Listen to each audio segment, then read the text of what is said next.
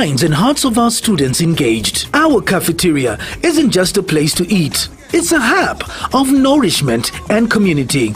Our sports activities are always filled with fun and creativity that promote teamwork and confidence in every child. With access to the latest educational software, learners are prepared for the digital age with confidence and creativity, empowering students with skills in and out of the classroom. Swimming is a life skill that is cardinal for survival. Our ballet programs teaches more than just dance. It installs grace, discipline, and expression. The heart of knowledge builds in our school library with a wide collection of fiction, non-fiction, reference material, and digital resources. Our school offers exciting and safe playground facilities for both ECE and primary students. Safety is our top priority, and our drivers are carefully selected for their professionalism and commitment to the well-being of our students. At Christ Life School, we believe education is not just about passing exams, it's about preparation. So, if you are looking for a school that feels like home, where your child will be known, loved, and challenged to reach their highest potential, then Christ Life School is the place.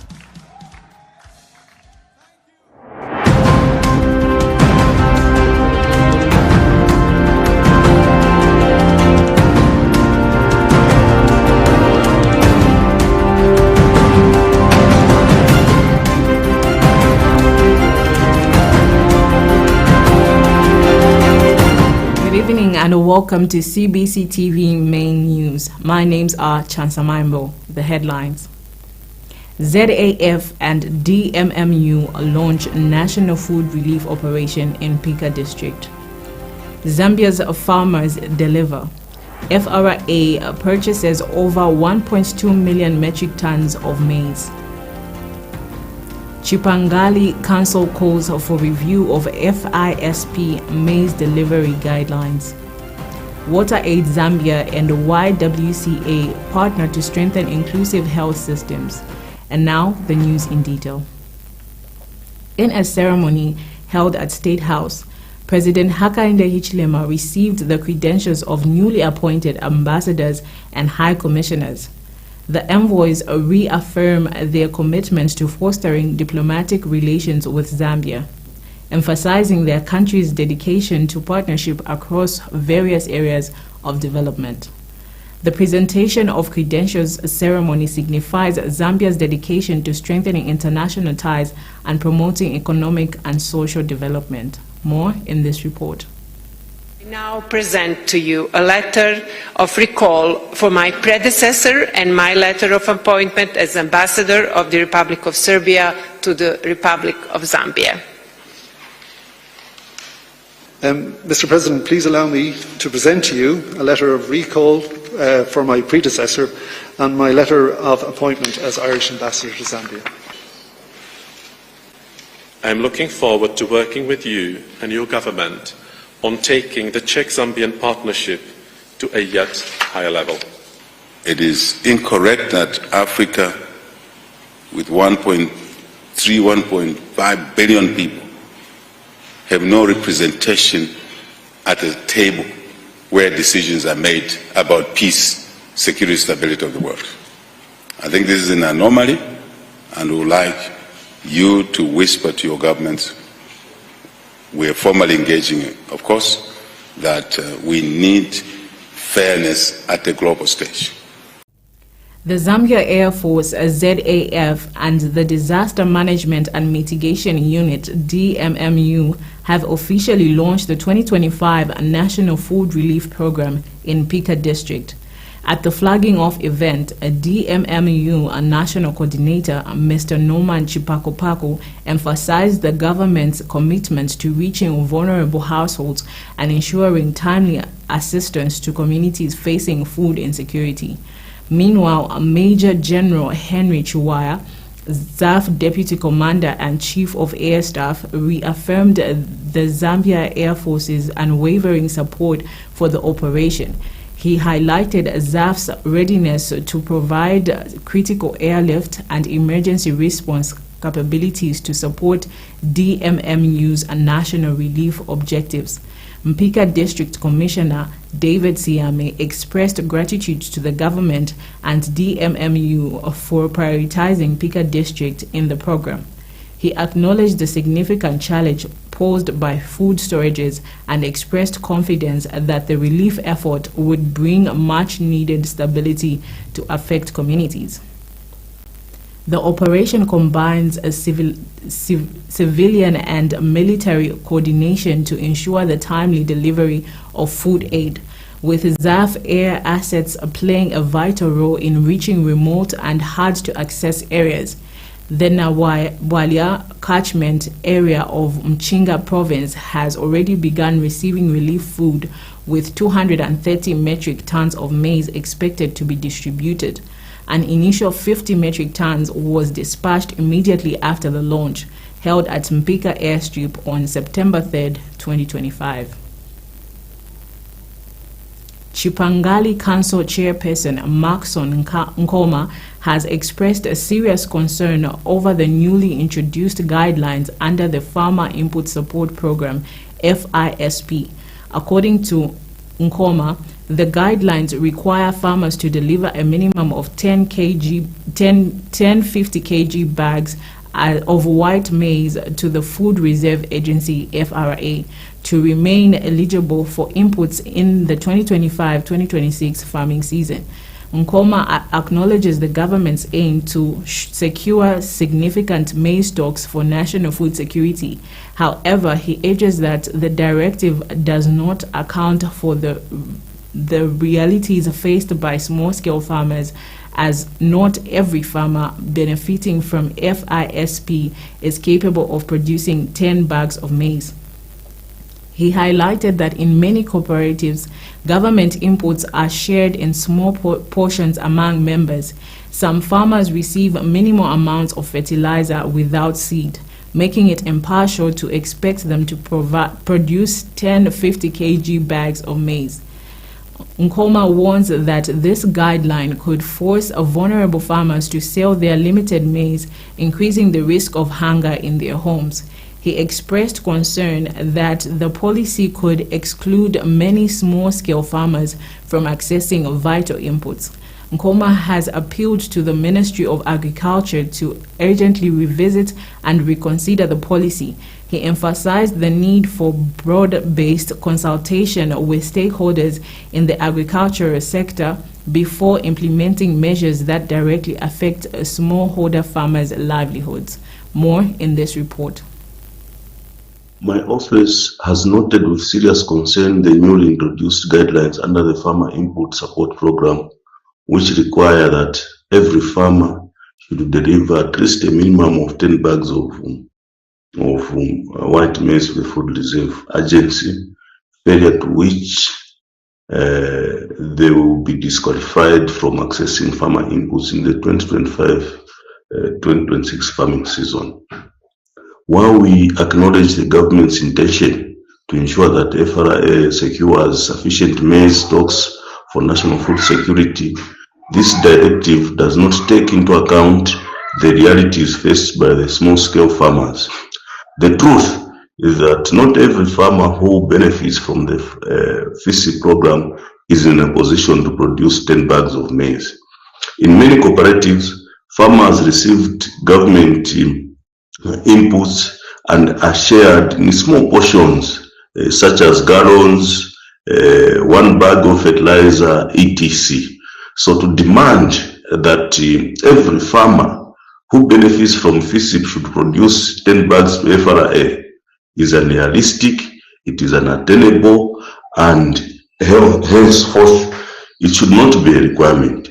We therefore wish to advise the government that before embarking on such guidelines which affect the livelihood of the people, stakeholders meeting in the agriculture sector should have been held so that the stakeholders were able to give their inputs as a feedback into the process, so that whatever guidelines we are going to come up with were informed from the stakeholders in the agriculture sector. I thank you. The Food Reserve Agency has made a significant milestone in its efforts to ensure national food security. As of August 31st, 2025, FRA has purchased over 1.2 million metric tons of maize from farmers across the country. This impressive quantity is a testament to the hard work of our farmers and the government's commitment to supporting them through competitive crop prices and good agricultural policies.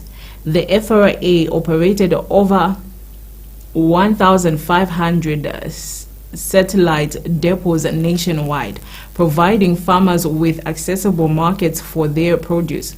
The agency urges farmers to continue delivering their crops to FRA depots, emphasizing the importance of national food security starting at the household level. By purchasing surplus maize, FRA aims to replenish the national strategic food reserves, ensuring the country's food stability. We encourage farmers to reserve sufficient quantities for future use and sell excess crops to the government through FRA depots. We take our first set of commercials. I'll be right back.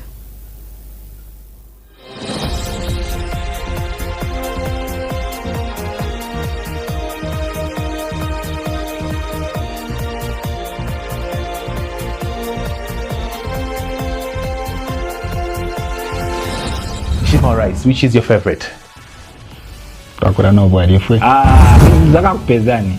Odo mwona mwanga machinja mazo mairo mzabwe. Kanilile mocheni chenu. Shama e. Okay, we want to know the other side of your life, before your ministry, before your background and everything. Ready for that?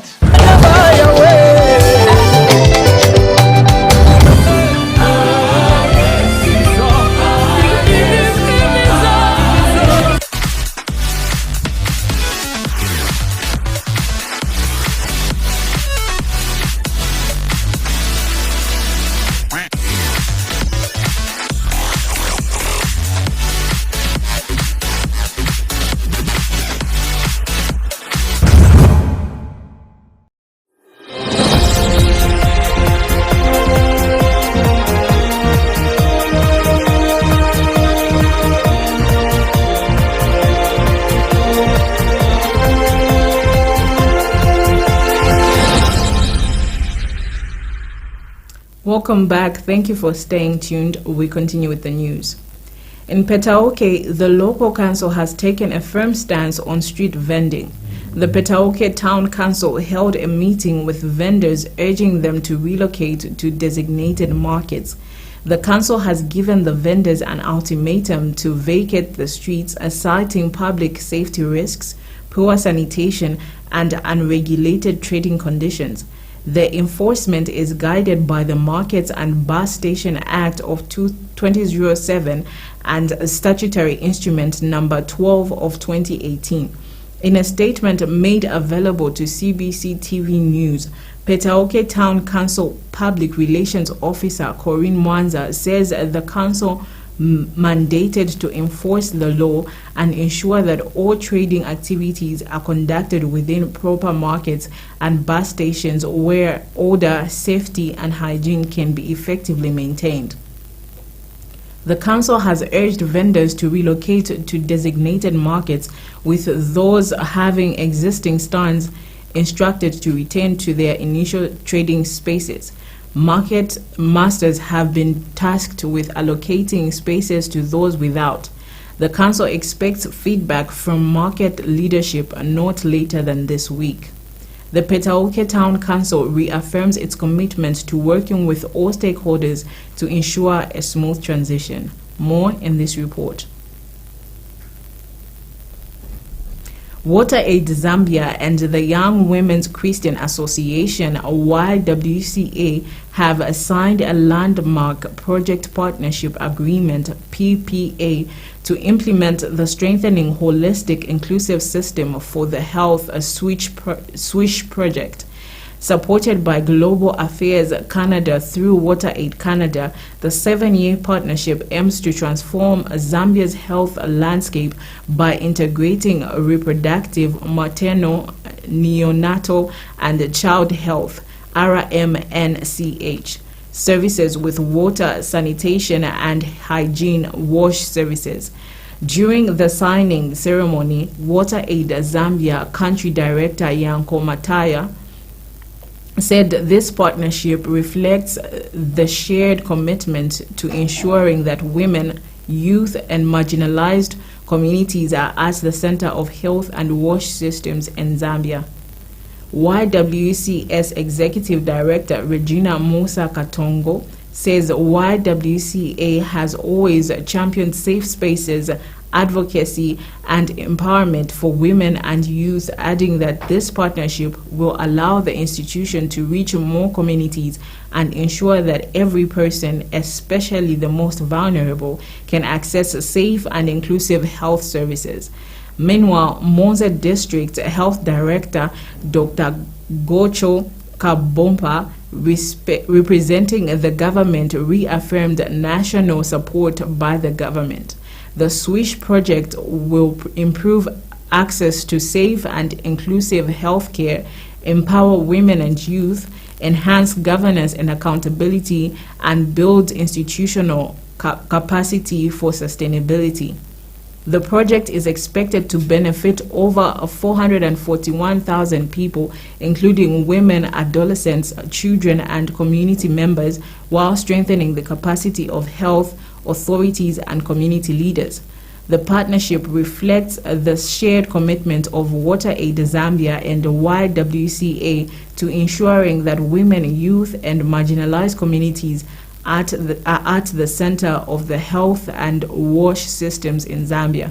The government of Canada, through Global Affairs Canada, is providing financing for the initiative, which will be implemented in collaboration with the Ministry of Health and other stakeholders. The SWISH project aligns with Zambia's Vision 2030, the National Health Strategic Plan, and contributes to the Sustainable Development Goals (SDGs) on good health and well-being, gender equality, and clean water and sanitation.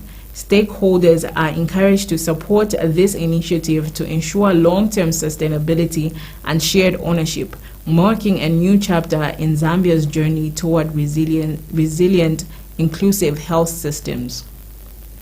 The Zambia Union of Tanker Drivers and Allied Workers Union, ZUTDAW, has welcomed the step by Zambia Revenue Authority, ZRA, in pushing for the adoption of digital platforms to streamline the clearance of goods at border posts. ZUTDAW spokesperson Solomon Mumba says the move has been long overdue, as drivers have been calling for the same because of the amount of time they spend at the border posts. Mr. Mumba says prolonged time at the borders makes their job very difficult. He also made an appeal that traffic control systems be worked on in order to help with smooth and fast flow of traffic. Mr. Mumba was reacting Commissioner General Dingani Banda, who emphasized the importance of leveraging technology to facilitate smoother operations. Speaking in Sesheke District, Mr. Banda encouraged clearing agents to utilize digital platforms for processing goods, thereby avoiding lengthy queues at border posts. More in this report. The announcement by Zambia Revenue Authority Commissioner General Mr. Dingani Banda that they are pushing for the adoption of digital platforms to enhance or rather quicken the clearance process at border entry points is a welcome move. I think for a long time, we drivers been crying and engaging, authorities to ensure that they quicken the processes of clearance at border entry points so that we do not spend all our time and days at the borders. This has been something that has been making the work of us drivers difficult and hard. And I believe that once this system is introduced, it will definitely ease the burden. Having said that, I think we also would like to appeal that they should also work on the traffic control systems. The traffic control system at most of the border entry points is cumbersome and pathetic. And if it can be worked on, it is something that will also ease, the burden on us drivers, reduce congestion, and also put an end to the long queues, especially on the Zambia-Nakonde border and Tanzania-Tunduma border. This border has been a thorn in the flesh of us drivers, especially to the fuel tanker drivers. Tankers, they carry highly inflammable products, but tankers are made to cross at night. And not only that, on the Tanzanian side where these tankers park, the situation is not safe at all. In case of an inferno, we are talking of millions or thousands of lives that are going to be lost. There is no safety at all. And not only that, the people that are running businesses there, the truck parks, they have built shops around those truck parks. And you can imagine what that will result into if there happen to be an inferno. So this is something that is preventable, and this is something that can be worked on. I would like to call upon the two authorities, the Zambia Revenue Authority and the Tanzania Revenue Authority, to quickly come up with a permanent solution that will reduce this risk, because as it stands, as it is right now, the situation is not favorable. The situation is not safe at all. However, we await to see what ZRA is yet to do, and how quickly they will introduce these digital platforms for the clearance of goods, so that we can start smiling whenever we reach the border areas.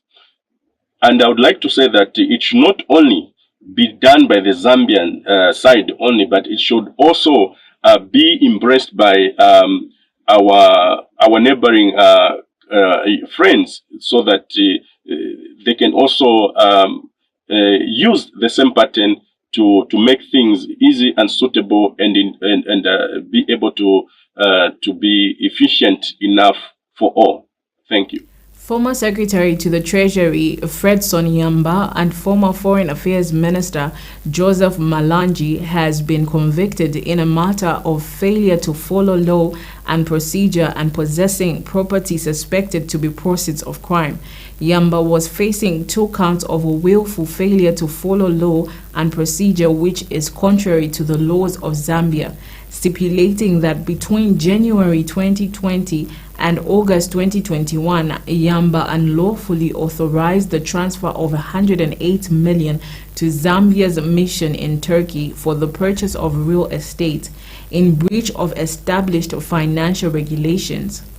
While Malanji was facing 8 counts of possession of property reasonably suspected to be proceeds of crime contrary to Section 71, subsection 1 of the Forfeiture of Proceeds of Crime Act, and it is stipulated that he owned assets suspected to be tainted property, including a Bell 430 helicopter, a Bell 206 Jet Ranger, and 7 houses in Silverest. Both Malaji and Yamba rejected the allegations, describing them as politically driven. Delivering the judgment, Acting Chief Resident Magistrate Irene Wishimanga, in her findings, stated that the prosecution has proved on probability that the 2 persons did commit the crimes leveled against them. She ruled that Yamba is guilty in both counts charged against him, as it has been established that he did not follow law or laid down procedure when he released funds to procure the property in Turkey. The magistrate further ruled that Malanji is guilty in 7 out of the 8 counts he was facing, thereby quitting him in count 5 on reason that there was circumstantial evidence in relation to the property he is alleged of owning, which is not sufficient to convict him. However, in counts 3 and 4 involving the 2 aircrafts, Magistrate Wishimanga ruled that they were corruptly acquired.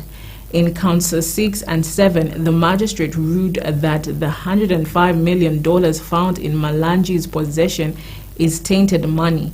And lastly, in counts 8, 9, and 10, Magistrate Wishimanga ruled that it was in contention that Malanji argued that he bought 7 houses at a spot, paying for them in cash, which he alleged was money from his allowances when he traveled on national duty, when in fact the said allowances were way lower than the purchase amount of the houses.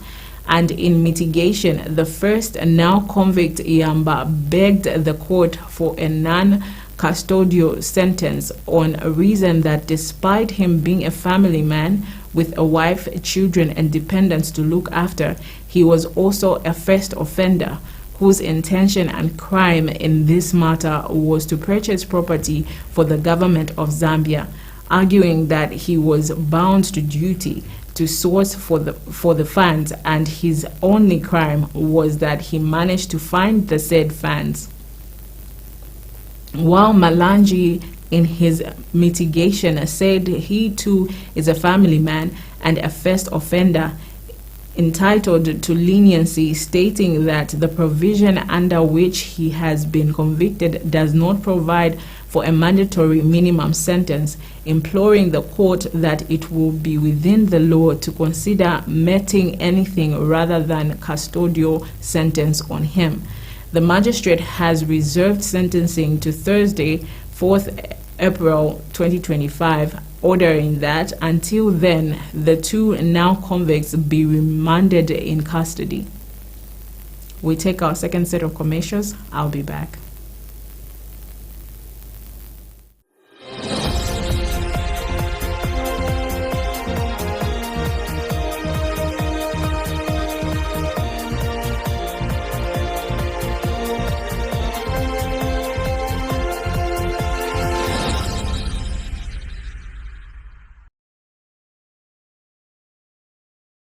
Big Chair, the show where faith meets leadership. All I knew is that the moment I stepped out of former employment and have 24 hours at my fingertips, there is no way I would fail in business.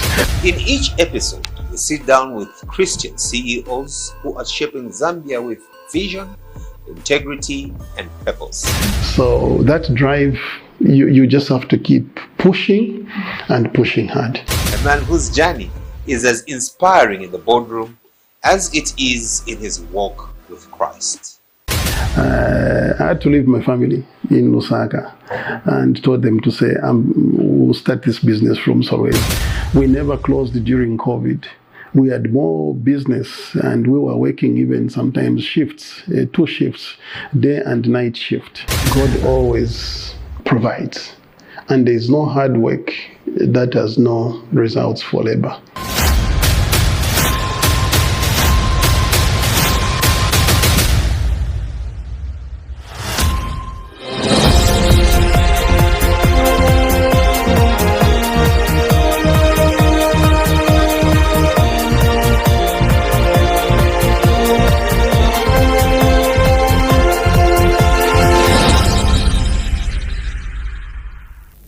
In sports news, Nigeria and India have submitted proposals to host the 2030 Commonwealth Games. In the proposals, Nigeria backs its capital Abuja to host the event, with India fronting Ahmedabad. The future of the Games had become the subject of concern after South Africa's Durban and Australia's Victoria pulled out as nominated hosts for the 2022 and 2026 editions respectively. With Durban's withdrawal, Birmingham stepped in to host the 2022 Games. Glasgow took up the 2026 event. This is the second time Abuja is bidding to host the Commonwealth Games. It lost its first attempt to Glasgow in 2014. No African city has ever staged the Games. India has hosted the Commonwealth Games once in 2010. It sees the 2030 Games as a dry run for a potential bid for the 2036 Olympic Games. More in this report. Nigeria and India have submitted proposals to host the 2030 Commonwealth Games. In their bids, Nigeria backs its capital Abuja to host the event, with India fronting Ahmedabad. The future of the Games had become the subject of concern after South Africa's Durban and Australia's Victoria pulled out as nominated hosts for the 2022 and 2026 editions, respectively. With Durban's withdrawal, Birmingham stepped in to host the 2022 Games. Glasgow took responsibility for the 2026 event. This is the second time Abuja is bidding to host the Commonwealth Games. It lost its first attempt to Glasgow in 2014. No African city has ever staged the Games. India has hosted the Commonwealth Games once in 2010. It sees the 2030 Games as a dry run for a potential bid for the 2036 Olympics. The Portugal national team held a special ceremony on Tuesday celebrating the life of their late teammate Diogo Jota. His widow Ruth was present to unveil a framed bronze Portugal shirt with Jota's name and number on at the nation's training base in Lisbon. The 28-year-old Liverpool star and his brother Andre died in July in a car crash that shook the footballing world. Attended by Jota's family, Portugal FA officials and Portugal's president and prime minister midfielder Ruben Neves paid a heartbreaking tribute to his friend and former teammate.